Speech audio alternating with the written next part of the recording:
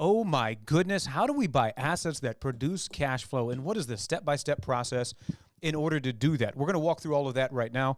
And I'm going to give you the step-by-step game plan of the things that you need to look out for and how you can ask better questions to make sure that the asset that you want to buy is going to get you freedom and get you where you want to go. If you've never been here before, my name is Will Myers. I go live every single day on many different platforms, and I teach you how I got financially free at age 29. I don't hold anything back.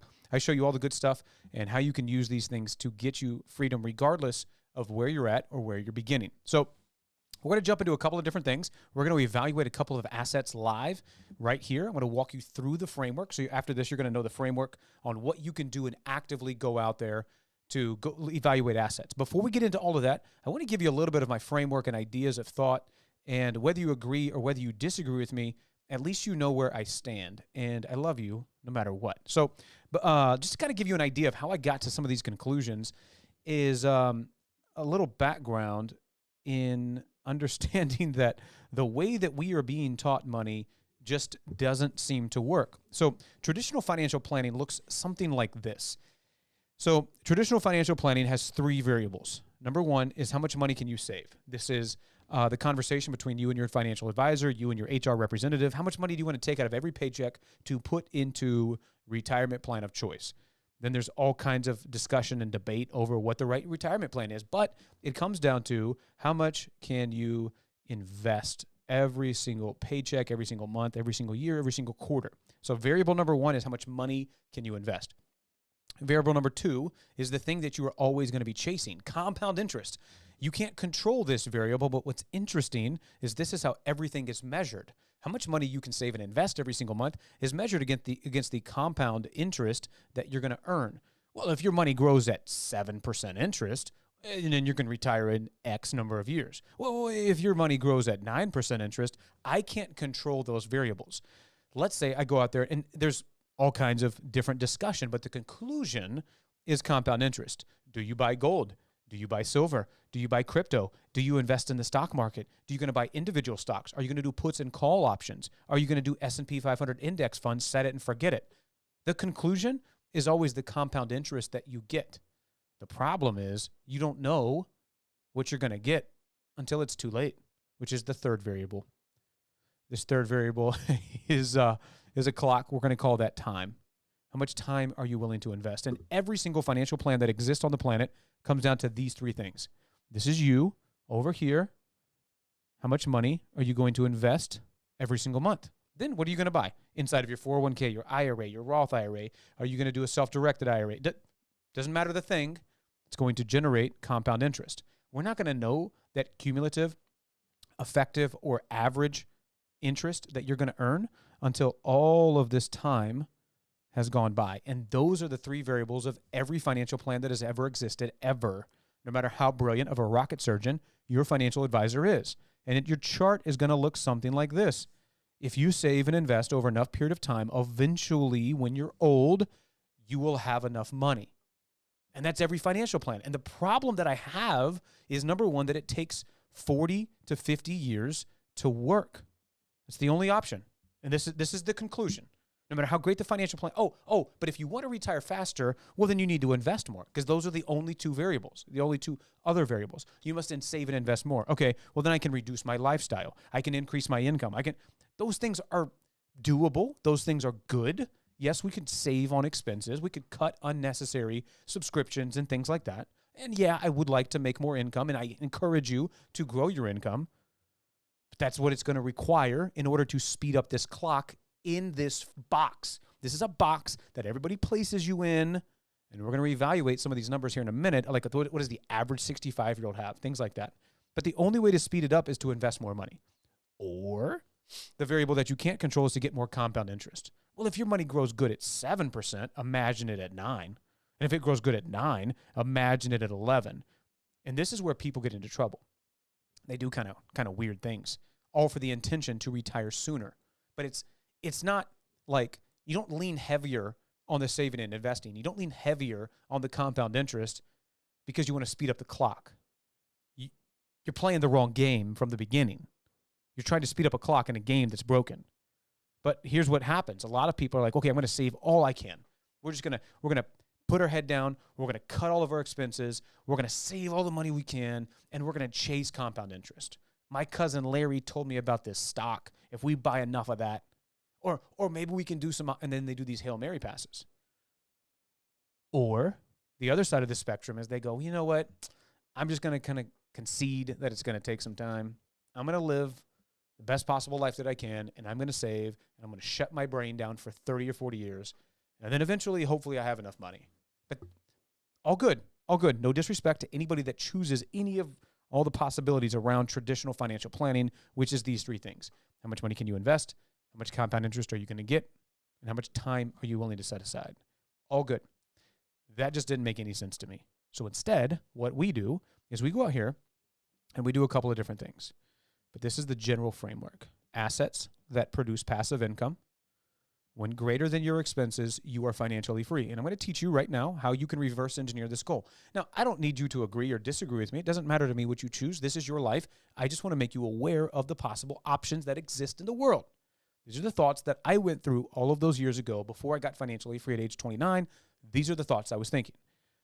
So when I came to the conclusion, I go, okay, I need to buy assets that produce enough passive income that covers my expenses. So let's walk through this. If you've never seen this before, I'm just going to kind of reverse engineer the goal for you. Everybody's got different monthly expenses. Let's say that your expenses with your rent, your groceries, your gas, your car payment, all the stuff is $2,000 a month. That's not enough for me. Okay, let's say it's $5,000 a month. Let's say your number is $10,000 a month. Let's say it doesn't matter what your number is. I'm just giving you some different examples, and some families are more expensive than others. I'm just giving you different examples of how you can reverse engineer this goal. And it's in red because that's an expense and it costs money. Let's move this bad boy over there. Okay, so you're going to figure out your different expenses, and then we're going to reverse engineer this number. How do we do that? Well, let's walk through a couple of different assets that we can buy that can produce income.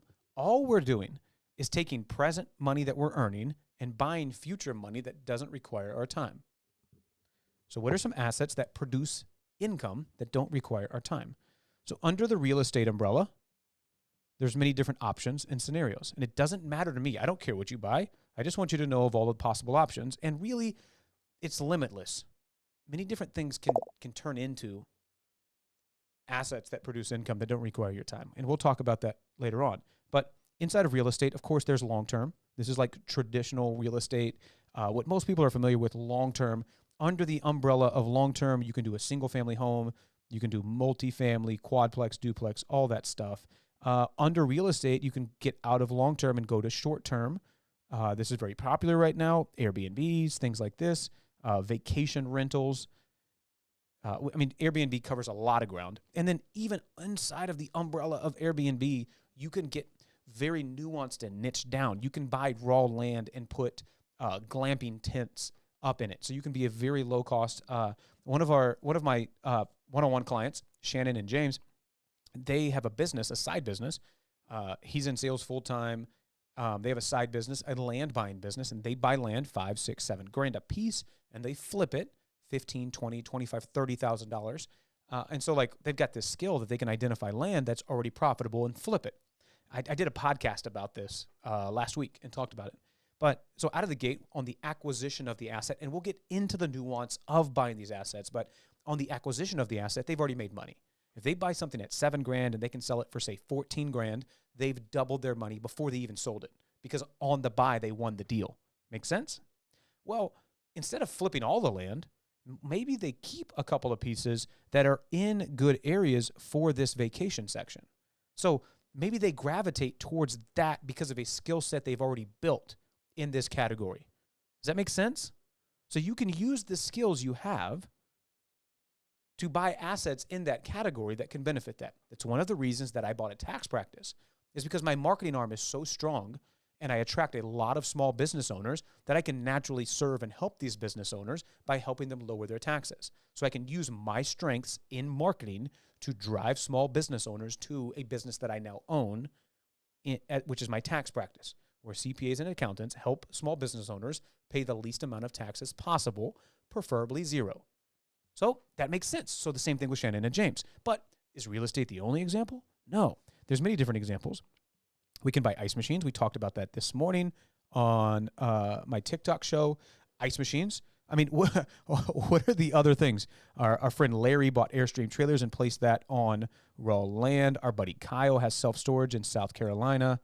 What are some other assets? And this list goes on and on and on. Let me know down in the comments, what are some assets that can produce passive income?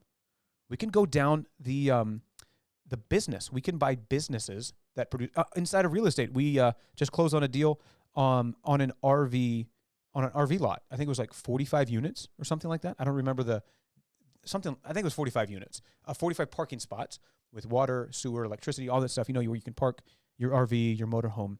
Well, down the business trail, what are some businesses that I can buy that can produce passive income?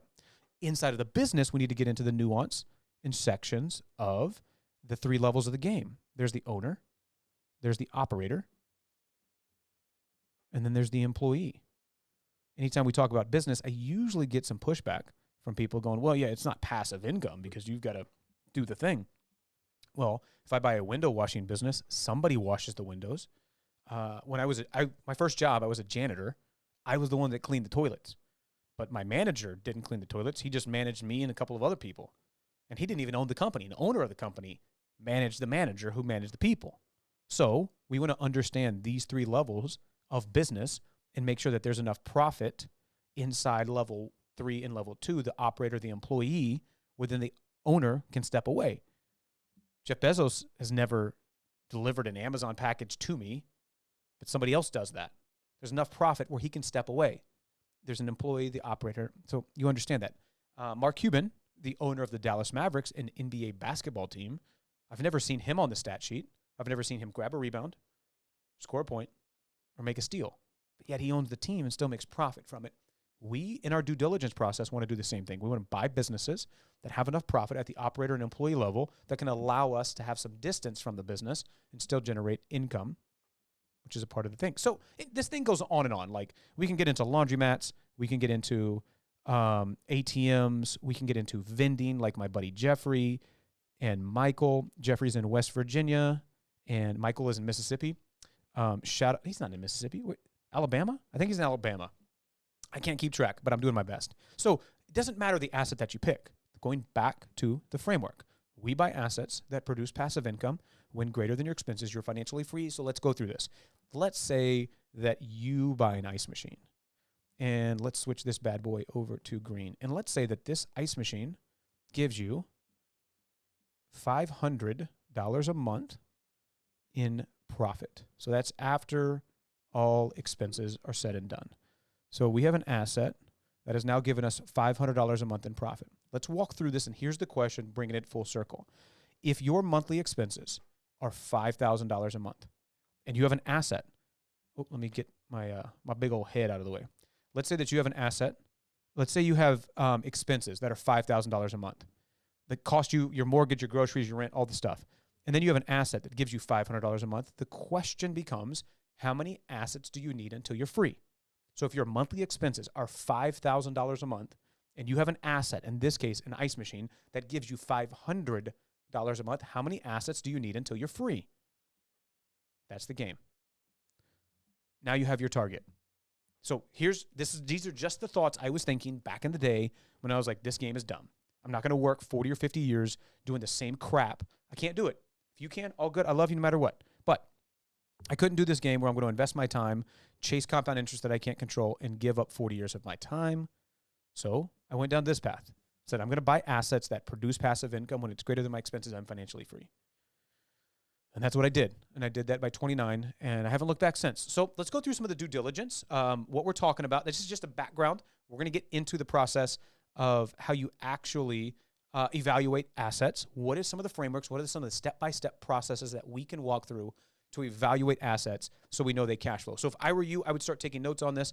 I'm going to walk through a checklist, which I'll figure out how to get to you on all of this stuff. But we're going to go through a process right now. So number one, what is the asking price of the asset?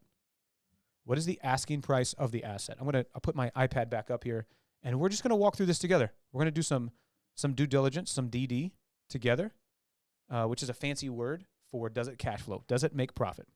So number one, asking price. What is our asking price? How much is this thing going to cost?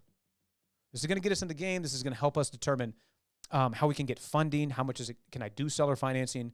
How much is my down payment going to be? Are we going to put a down payment down? Is it going to be 10%, 20% or more? This is going to give us a narrow direction, a general direction on what we need to come up with to get into this deal. Number two, anytime we're going to buy a thing, we need to know the income. How much does this thing make? What's the revenue? How much income are you generating? How do you generate your income? I'm going to dive deeper into each of these categories. I'm just giving them to you as a high level right now. Number three, if we're talking about some of this stuff, we got to make sure that we know our expenses. How much is it? What are our ongoing expenses? I was evaluating another tax practice. I just bought a tax practice, and I was evaluating another one. And so if you're new here, what we're walking through is the process, step-by-step process on how you buy assets that produce passive income.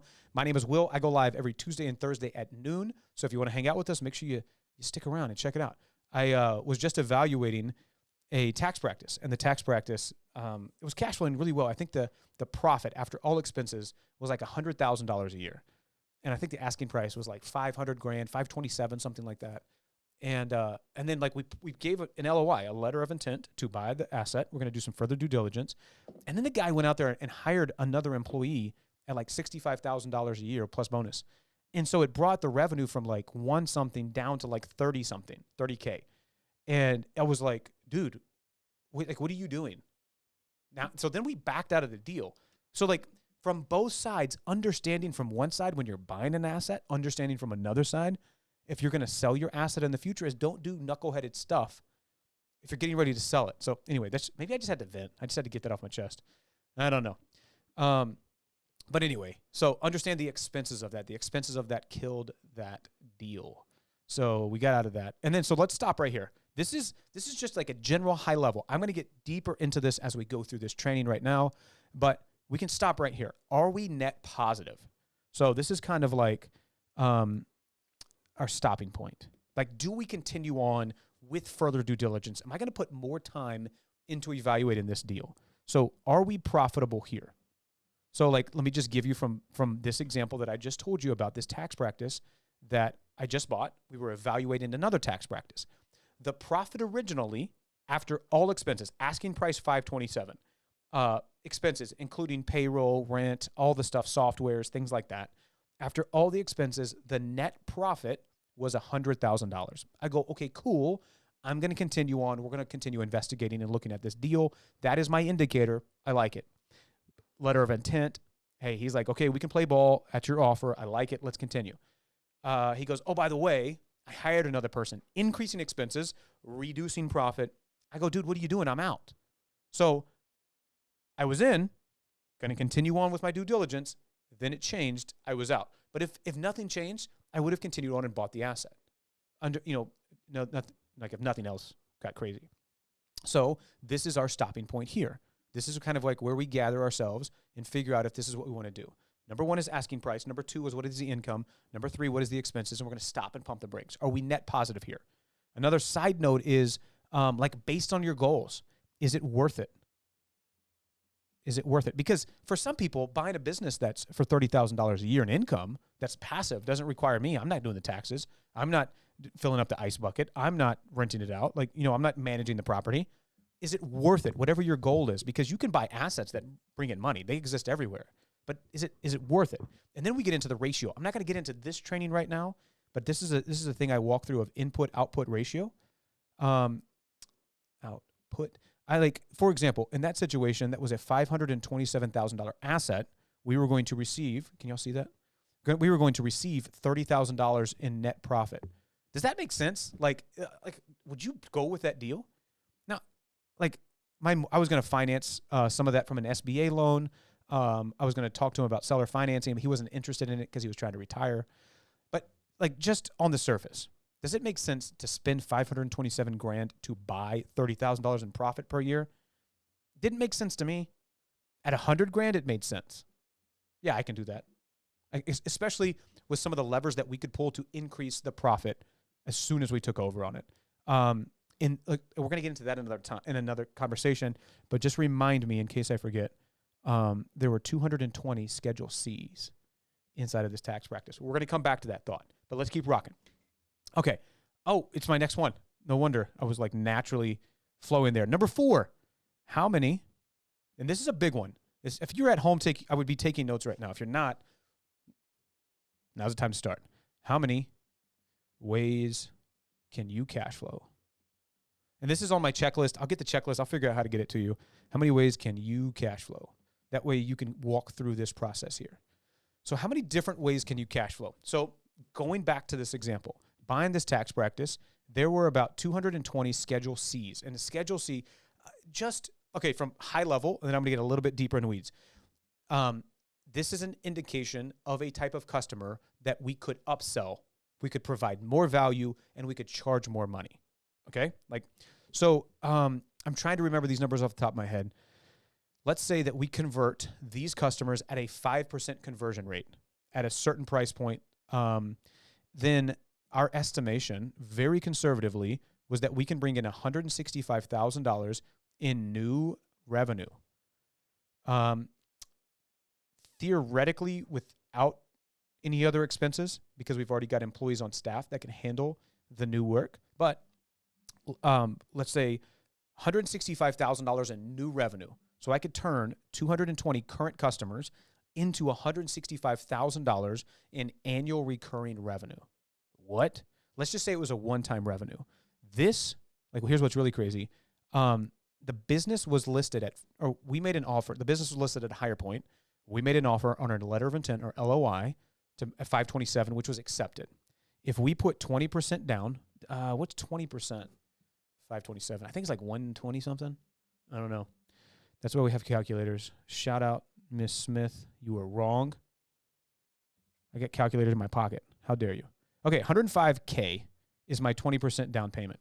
So let's kind of get some clarity, because we got a bunch of numbers flying across the screen. This is getting out of control.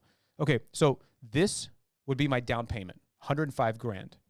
This is the new revenue that I would have received from selling only a 5% conversion ratio of 220 customers that are already on the books.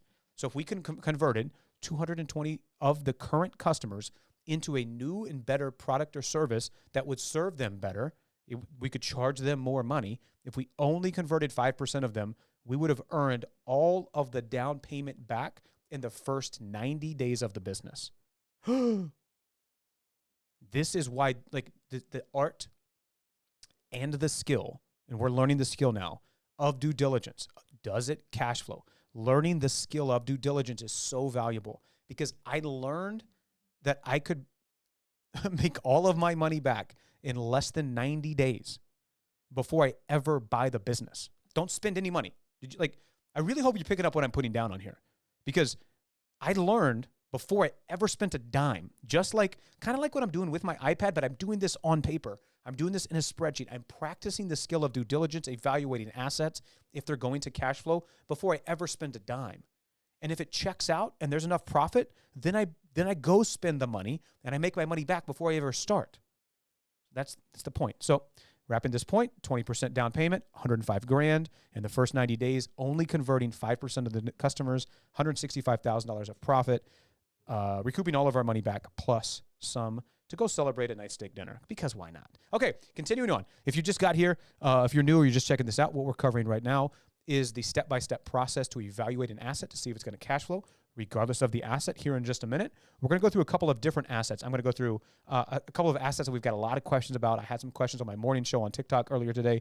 We're going to recover and recap some of that. But question number one, it was, what is the asking price of this? Number two, what is the income of the asset? Let's get a little bit deeper on this. There's many different ways that you can track income. You can figure out income. You want to ask for income statements of the current owners.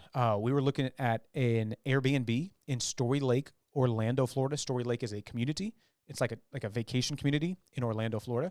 Let me get rid of this. Bam. Okay, now you can see me closer. So we were looking at an Airbnb in Story Lake, which is a community in Orlando, Florida, and it was an Airbnb that was already listed and on the market, which means that they have been in business. They've been doing business stuff. And so they have income statements, and they've been in business for several years. So all we had to do was ask them to export their income and booking data from Airbnb from VRBO, from all the websites they're listed on. You with me on this? So if I want to check income from an asset, I can ask the current owners to report that to me because you're really buying a small business.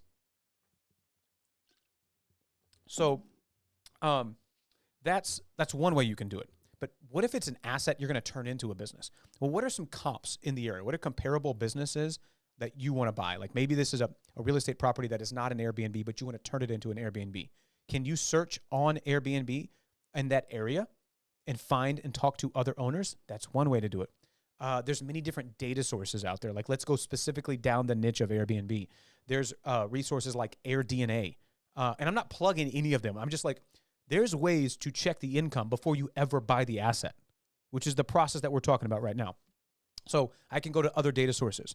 To give you a different example, we were buying two examples. We were buying an ice machine. One of them was in West Virginia. Another one of those was in the state of Missouri. In the state of West Virginia, we went to go talk to the owner. He was like advertising it on like verbally, like, hey, how much does your ice machine make? I know you want to sell it. He goes, well, it makes this, a big number. I go, okay, cool. Can you send me the income statement? Ghost. Crickets. Wait, what happened? Hey, hello? Hello? Is this thing on? I don't know what happened. He's probably lying about the numbers. So this is why it's so important to confirm the income of that stuff. And so you can look at comps, Airbnb income, look at competitors in the area, talk to other business owners. You can even talk to sales reps. Like buying an ice machine new, we talked to many different ice machine sales reps in regions.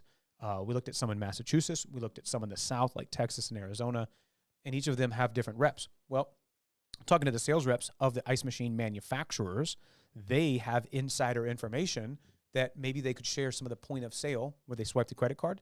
That data is reported. Can you share the point of sale system data with us of business owners in the area?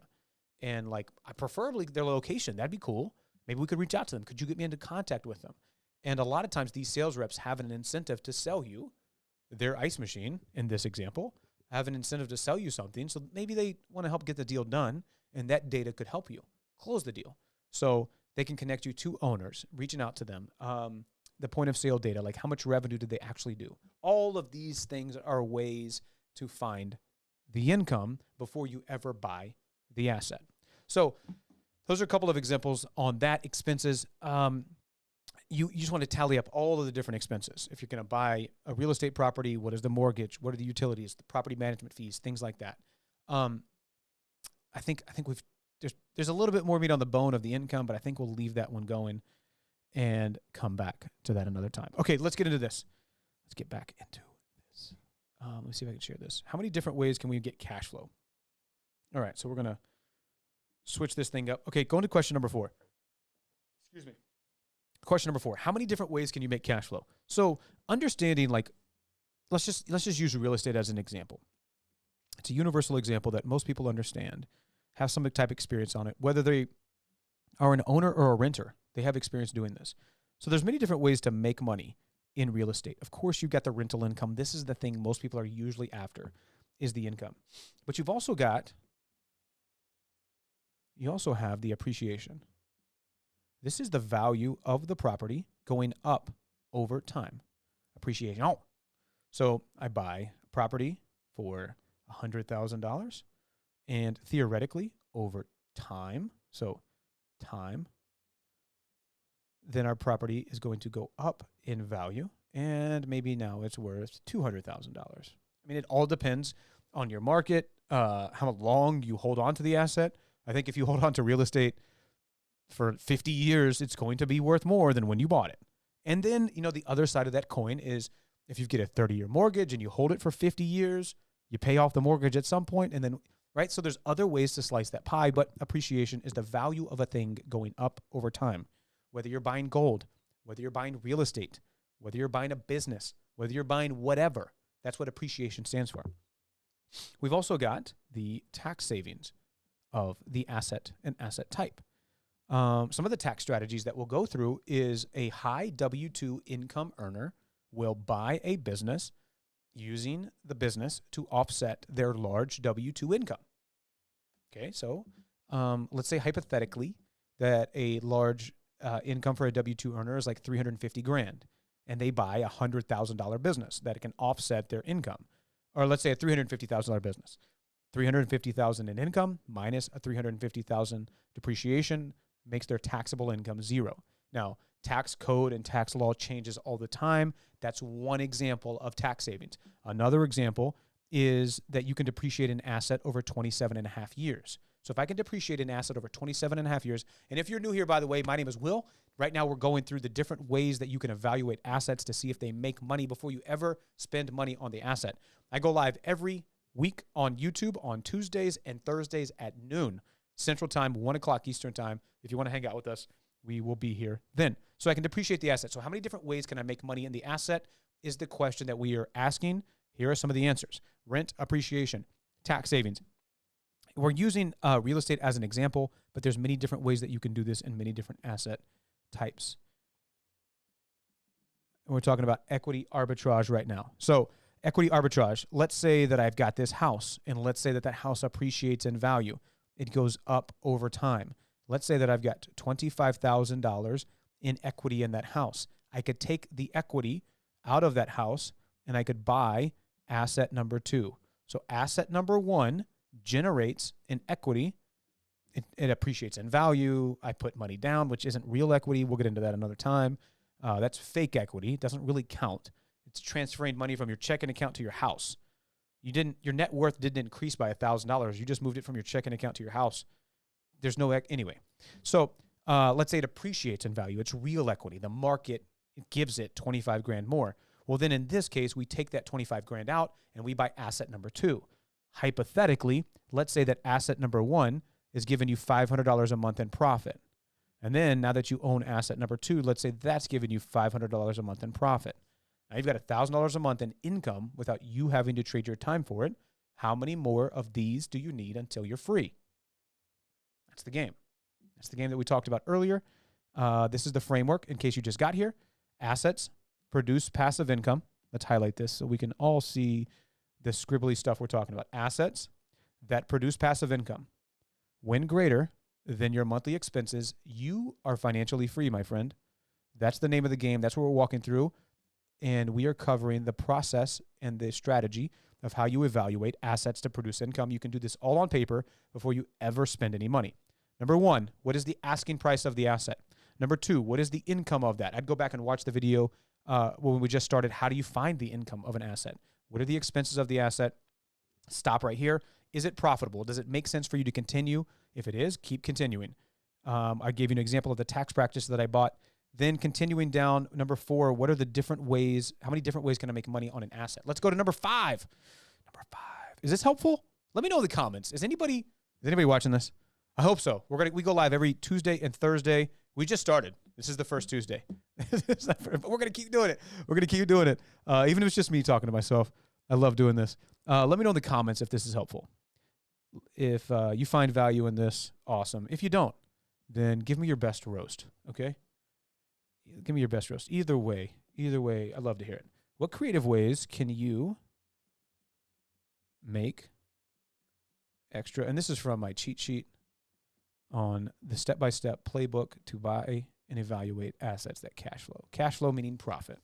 It's just a fancy word for profit.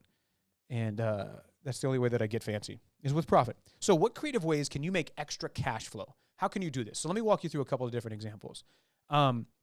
We've got a client and a guy in our passive income club. It's a private group where we actively go out there. We buy assets that produce passive income. That's why it's called the Passive Income Club. And he's got an office space that he uses for his business. And normally he is using all of these offices. But he's got this auditorium right in the middle that he rents out to a church. And every Saturday and Sunday, the church uses it. And they pay him rent for this place. He makes enough money from the rental of the church to pay for what it cost him to have this. He's just offset his expense by getting creative and going, hey, I'm not using this on Saturday and Sunday. Continuing with the church example, because let's just get some Jesus in us. What? Yo. No, check this out. So my buddy Lawrence, let's say like this is a church. Apologize if I offended any Christians or anybody, really. I apologize. Unless you're really upset, then I don't really care. But let's go through this. There's a parking lot. That's a parking lot. Will Myers Parking Lot Company.com. And they only use the parking lot on Sundays. And so Lawrence came by and said, hey, man, can I use your parking lot? Can I rent your parking lot from you every other day except Sunday? Like when you're going to use it. Like what days are you not using it? Can I rent it those days? And they like looked around like, yeah, I guess. So from their benefit, they're benefiting the same way that this guy was. They're generating extra income from a parking lot they weren't using. So what Lawrence does is he pays them a little bit of money. And he gets to use the parking lot. Okay, cool. And then he arbitrages it. And he charges big money to bus tour companies to use the parking spot. He's just a middleman. It's kind of like wholesaling, right? Like, so he gets the contract to use the parking lot of the church when the church isn't using it, paying the church a little bit of money. It's a little tiny expense. Then he charges big money to these tourist bus companies to park their buses there. And the bus company's grateful. They're like, oh my gosh, this is awesome. We needed it because there's not enough. Boom. Problem solved. And he just signs a multi-year contract. He wins. Crazy. So the question was, what creative ways can you make extra cash flow? These are just two examples of an infinite number of ways to make extra cash flow. And it's the old sawdust example. The lumber mill is chopping up wood. They generate a bunch of sawdust. They were throwing the sawdust away until they figured out they could sell the sawdust to like a glue manufacturer or somebody that was using sawdust, right? Like, what is your sawdust in your business or in your asset?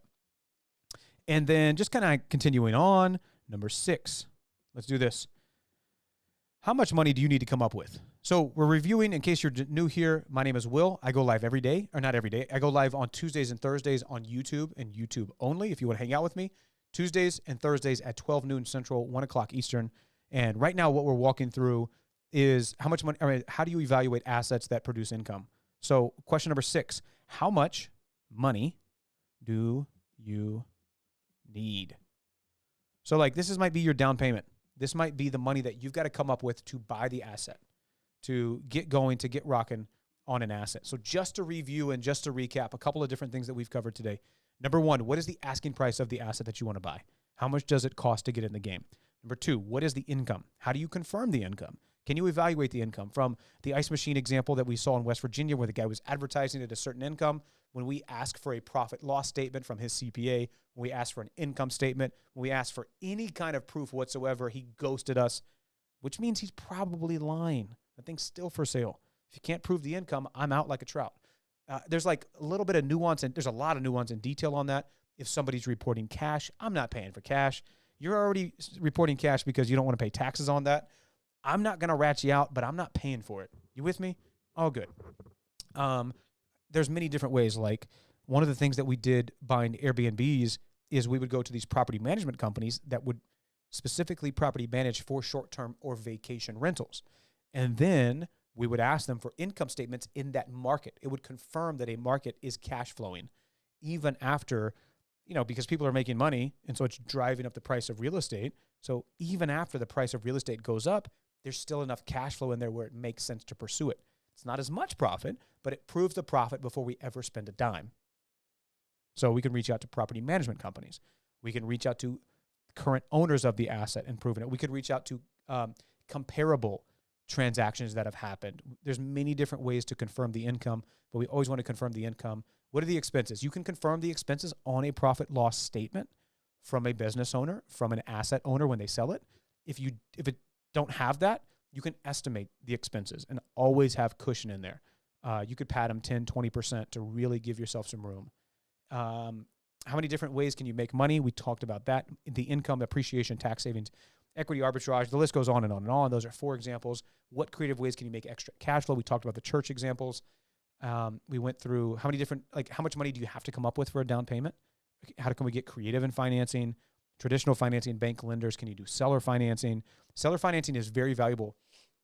We were doing a deal in Iowa, multifamily properties. It was it was retail commercial space on the bottom and had apartments on the top, residential on the top. And the guy, the owner, he's an older gentleman, and he owned 10 or 15 of these different real estate pieces across the country.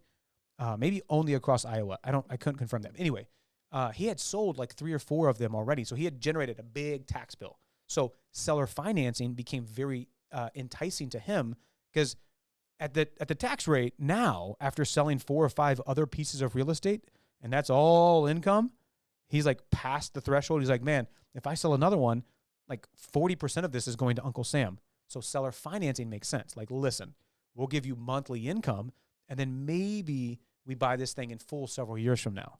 And he's like, okay, then you see that guy's open to it because it would save him more. He would make more money from seller financing than he would selling it outright and giving 40% to the government. Shout out to that guy. That's a real American. Less to the government. Okay, anyway, can you do subject to? We're buying some real estate in different states on subject to, which means that we're going to assume or take over their mortgage. There's many different ways to structure those deals. How can you get creative? How can you find the money to buy the asset? So these are 7 different questions that you want to ask yourself before you ever buy an asset. You want to review these steps, and this helps you do your due diligence to figure out if it cash flows. It's the main question that we ask. Does it cash flow? Can you figure out if an asset's profitable before you ever buy it? And if you can do that, then you win. So I hope you found value in this. If you did find value in this, let me know down in the comments what your favorite piece was or what you're going to do with this or what asset you're interested in. And if you enjoy stuff like this, we go live every Tuesday and every Thursday here on YouTube, 12 noon, 1 o'clock Eastern, 12 noon Central Time, 1 o'clock Eastern. I love you. I appreciate you. Go get some assets that cash flow and go get freedom because the time is now. Take care, everybody.